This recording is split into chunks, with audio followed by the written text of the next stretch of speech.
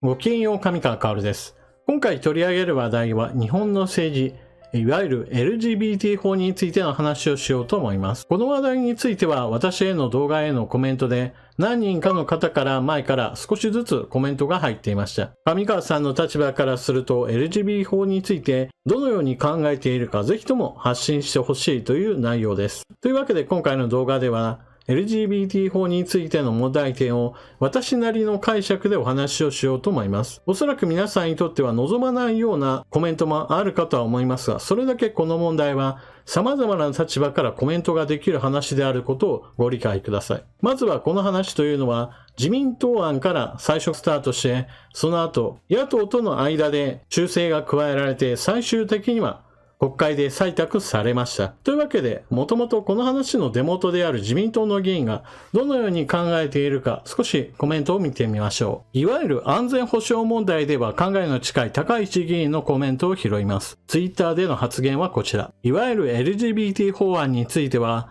元の自民公明案のままなら私も賛成できないと考えていました。維新国民との修正協議により民間団体の活動促進は削除され、すべての国民の安心のために政府が指針を策定する規定が追加され、保守系指揮者から指摘されていた懸念点は一定程度解消されたと判断しました。といったように高市議員は述べています。このコメントの中にもあるように、当初からこの法案には非常に大きな欠陥があるとされていました。それは新たな利権の創出に過ぎないのではないか。特に一部の特定の勢力にとって非常に好ましい税金を吸い出すための仕組みが生まれてしまうということが懸念されていました。それが特定の民間団体に対するお墨付きを与えるような一文です。政府が何かの問題に取り込もうということを決めた場合において、そこには予算がつきます。しかし予算がついたといっても行政で全てを行うことはできませんから、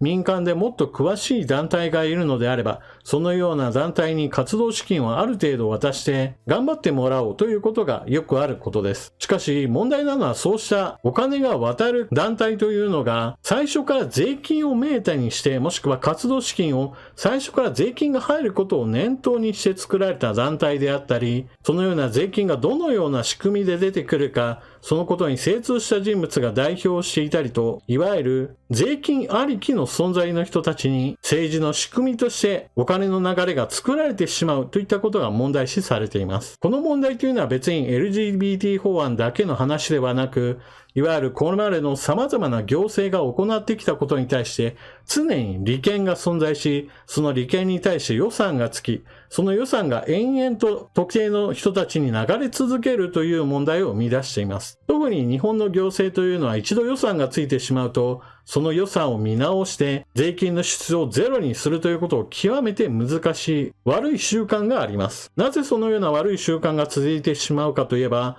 一番最初にその仕組みを作った後において、結局は担当者の人たちがコロコロと入れ替わり、そしてなくそうとした時に抵抗されたら、その抵抗に抗って予算をゼロにすること、その苦労に対する見返りが全くないために、結局行政側の人は前の人たちが決めたんだからもうこのままでいいじゃないかみたいな形で延々と税金を浪費し続けるという悪い癖があるのです。LGBT 法案はそういった意味でその新たな悪いお金の流れが生み出されることが懸念されていたわけです。高市議員はその部分についてはある一定程度は解消されたと話しています。しかし完全な解消はされていないということは当然のように問題点が残っていることを意味します。さて、それでは LGBT 法案について問題点は何なのか、その他の話もしておきましょう。まず第一にこの問題を話すときに必ず出てくるのが、個別具体的な問題に対してむしろ悪化させてしまうという指摘があります。例えば個別具体的な話として言われるのが、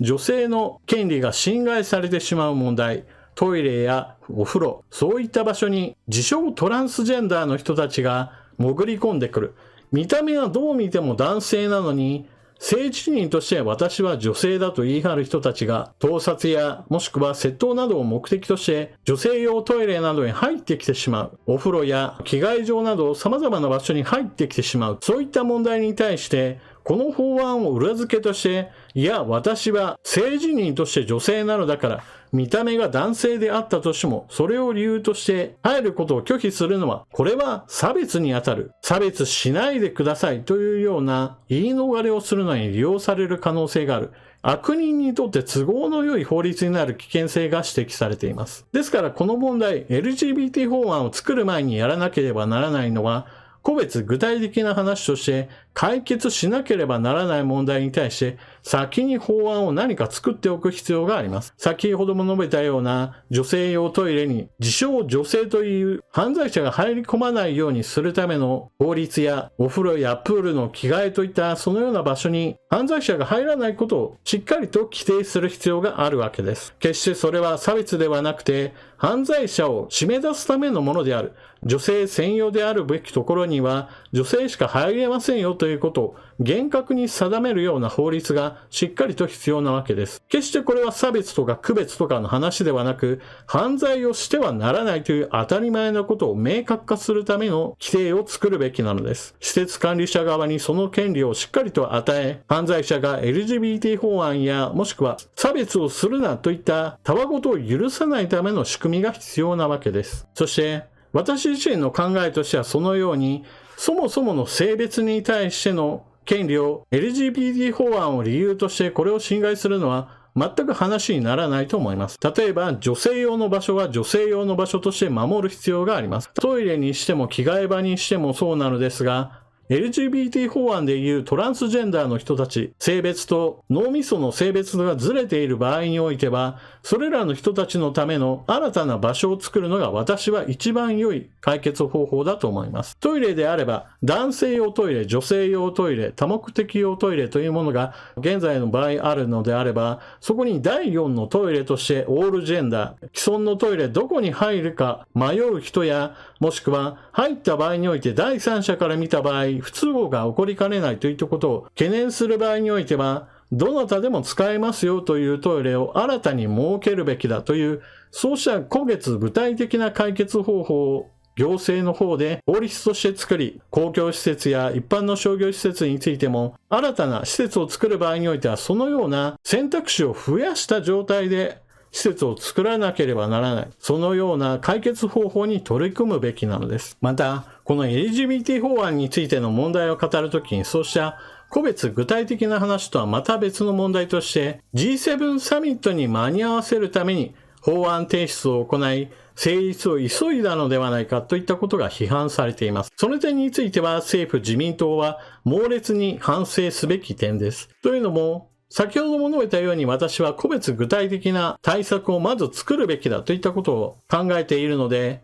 そういった話を全く置き去りにして概念法のようなものを最初に作るのは全く悪い手だと思っています。そもそもやり方が間違っているわけです。ですから十分な論議をした上で、このような概念法はもっと後で良いし、もっと具体的な話についての法律を作るべきなのです。ただ、今回の LGBT 法案について批判をされている方の中には、私は納得できないものがあります。この点については皆さんと意見が異なるかもしれません。というのも、LGBT 法案の中では多くの新たな考え方といったものが提示されています。レズ、ゲイ、トランスジェンダー、その他様々な中性であったり無性であったり、いわゆる性自認についての様々な考えが含まれているものです。これらについて日本では全く誰も一人として差別なんてない。なのにこのような法案を作るのは間違っている。そもそもこんな法律なんて絶対いらないという人たちがいます。この点については全く私は賛同できません。例えば芸能界においては確かにそれらの人たちがある一定数出演しています。それをもってして自分の周りではこれらの人たちに対する差別なんて全くない。ほらテレビを見てごらん。ああいった人たちも出れるじゃないか。日本ではこのような人たちに対する差別なんて全くないんだからこのような法律を作る必要がないというのは私は全く間違っていると思います。あくまでも芸能界のようなある一定層の中においては確かにそうなのかもしれませんが、一般国民の中から見た場合においてそれらの人はほとんどの場合非日常の存在だからこそ受け入れられているのであり、日常の世界において全く誰一人それらの人たちに対して差別していないなんていうのは全く現実を無視しているひどい話だと私は逆に思っています。この話というのは、私自身は差別していませんよという告白であるのであれば、それ自体は別に悪いことではありません。しかし、世の中には多くの人々の目の届かないところで差別が行われていることは無視してはならない現実です。自分自身が差別していないからこの世界には差別する人なんて存在していないなどというのであれば、それは間違った考えであることを自覚する必要があります。学校や職場、そういった日常の世界の中にそうした LGBT の人たちがいた場合において、周りと様々な圧力があって、何ら誰からも差別されずに人生を過ごしてきたという人は、おそらくは少数派でしょう。むしろ多くの人たちが何らかの形で周りの人と違う点について何かしら陰口を叩かれた人生を送ってきたと私は逆に思っています。というのも何も LGBT の人だけではなくそうではない人たちも私は少なくとも多くの場面で誰かが誰かの悪口を言っていることを見てきましたし、誰かがどこかで生まれたことを理由として差別している場面も見てきました。そして見た目で誹謗中傷の言葉を上げている人たちも日常的にたくさんいることも知っています。それはインターネット上だけではなく現実世界でも同じです。決して日本では誰も彼も差別していないなんていうことを言うのはあまりにも現実を無視した話で、かえって気持ち悪くすら思います。また他の国と比べた場合において日本では差別の度合いは低いではないかという話もあります。それは確かにその通りです。インターネット上では同性愛を理由として処刑される人や、もしくは私の刑、文化的に許されないからといって警察の目の届かないところでそうした人たちがリンチにあって殺される動画などもインターネット上にはそれほど珍しいものではありません。法律に基づいて現在でも LGBT の人たちを対象として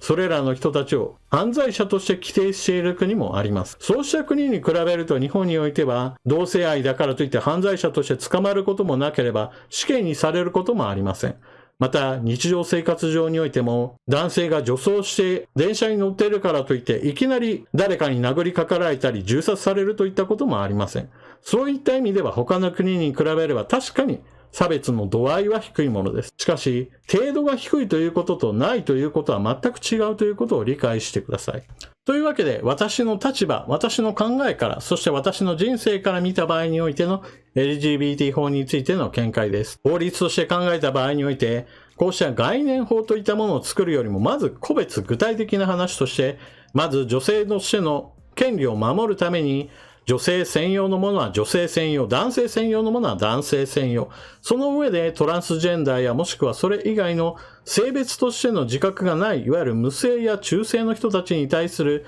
配慮として私は第三の選択肢を作るべきだということをしっかりと法律で作るべきだと思います。トイレにしても、着替えにしても、そしてスポーツにしてもそうです。無理やりにでも既存の性別に合わせる必要はなく、それぞれの個人としての考えがあるのであれば、そのことを尊重しつつ、既存の枠に当てはまらないものについては、そこにしっかりと受け皿を用意する、そのための法律をつけるべきなのです。そしてそのような個別具体的な対策をした上で、十分に話し合った上で、それら具体的な話をしっかりと支えるような概念法といったものを後から作るのでも私は全然問題ないと思います。ですから今回の LGBT 法案というのは、本来であれば後に持ってくるべき話を先に持ってきて問題をこじらせてしまったという意味で非常に問題があると思います。というわけで今回の動画はここまで。皆さんはこの問題についてどのような考えをお持ちでしょうか。ぜひともコメントしていってください。それでは動画を最後までご視聴いただきありがとうございました。チャンネル登録していない方はぜひともチャンネル登録していってください。そして動画を見合ったら評価ボタンのクリックとあなたの感想、コメントよろしくお願いします。それでは次の動画でまたお目にかかりましょう。またね。